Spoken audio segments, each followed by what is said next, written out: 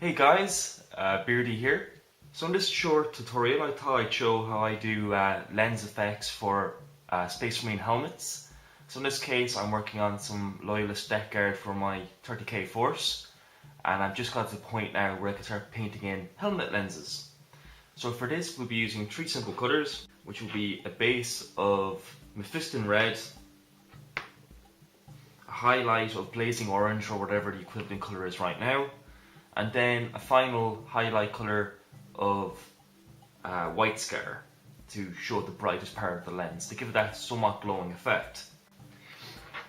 Now the only thing I've done to this mini before we start getting into the closer details is I've given the helmet a wash of burnt umber oil, and I've left the wash dry in the recesses of the eye lens. This just gives me an outline to where to paint, and I strongly recommend for any type of wash you're using to allow a little bit of, whether it be Agrax Earthshade or an oil wash you've made, to settle in the recessed areas of the helmet, especially the eye lenses, because it will just give us an indication to where to paint.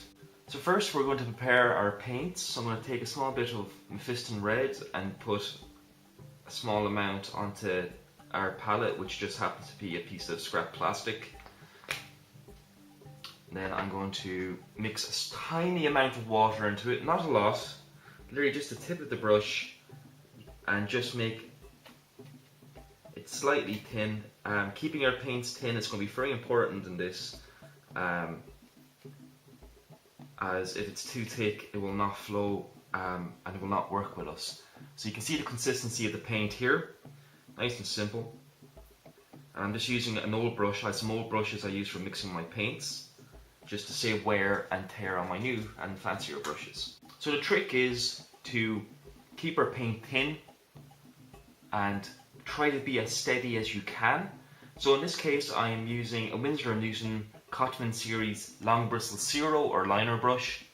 As you can see, the bristles are very long, and this will make a job such as eye lenses a hell of a lot easier. I've also mounted the figure, as you can see, on a piece of cork just to help with the handling of the model. Now I don't want too much paint on my brush, and I am just going to paint in our Mephiston red, like so. And again, you can hold it the model in any way you have to try to get the paint to perform the way you want to.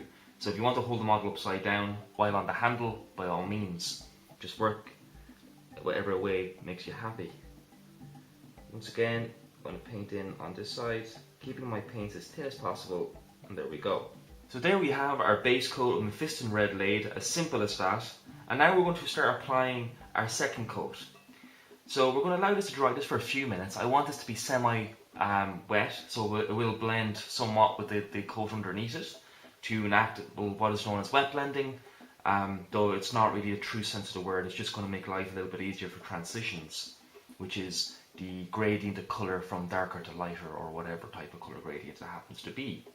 So on to our second highlight colour, this time our blazing orange, or any type of orange colour. The pigment in this is quite heavy, so this will require quite a bit of diluting, as this has sat in my paint roller for a while. So I'm going to put a bit of a dollop onto the model, or onto the palette should I say. And once again I'm going to just dip the tip of my brush into water. Now this is a large brush, so it's going to hold a lot of paint, and you can see on the steel ending of my brush for mixing how heavy the orange pigment is. So this is going to require quite a bit of water, but just add it bit by bit until you're happy.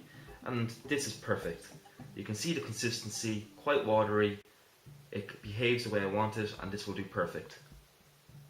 So now we're going to take our blazing orange, and again we don't want too much of this, just a small amount, so basically just the tip of the brush. We can layer this up if we have to. And again, just take your time and let the model do the work for you. So now we're going to focus the orange closest to the snout of the helmet, if you will, where the vent grills are.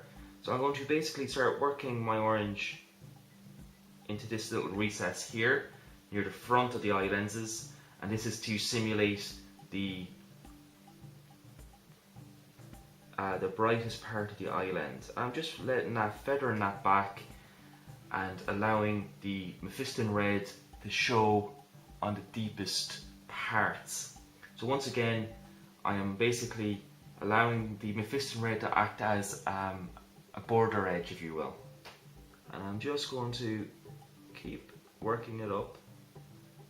Keep the paint nice and thin, and as you can see the orange beginning to pop right out. Now we can apply as many layers as we wish to this, but again, keep your paint thin and let the model do the work for you. And there we have our orange layer, nice and simple, and it makes the helmet pop.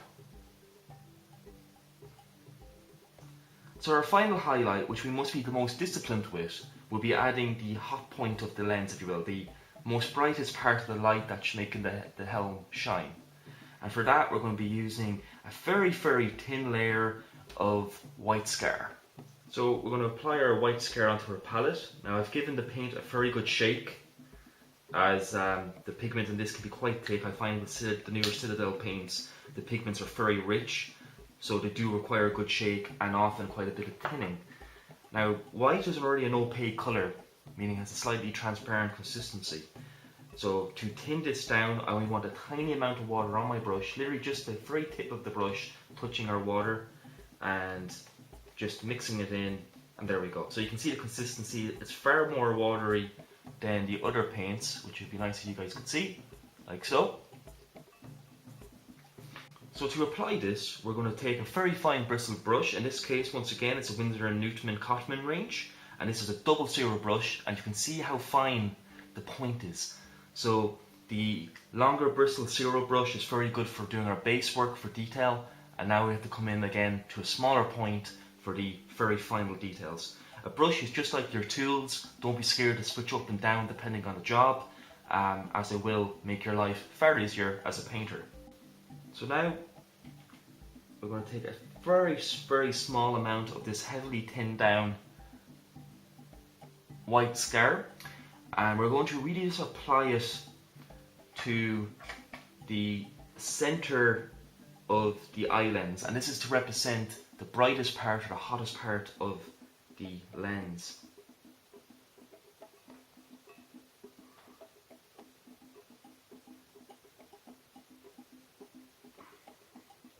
Like so. Oh. So there we have our little hot spot put in, and there we have a very simple way of doing eye lenses. It is a very effective manner, especially if you're doing an army and you need to get these done without spending an hour and a half on each model. So it's a very user-friendly method and a very simple method. So I hope you found this little video useful. I am sorry if the camera angle was a little bit hard to follow, but onwards and upwards, next video will be a bit better, and the one after, and the one after. So thank you so much for watching. I do hope this simple technique will prove useful to you in your projects. If you have any questions or anything like that, don't hesitate to drop me a line in the comments of this video, and I'll get back to you as quick as I can, as always. Happy gaming, guys. Stay safe as always, and I'll catch you in the next one. Bye bye.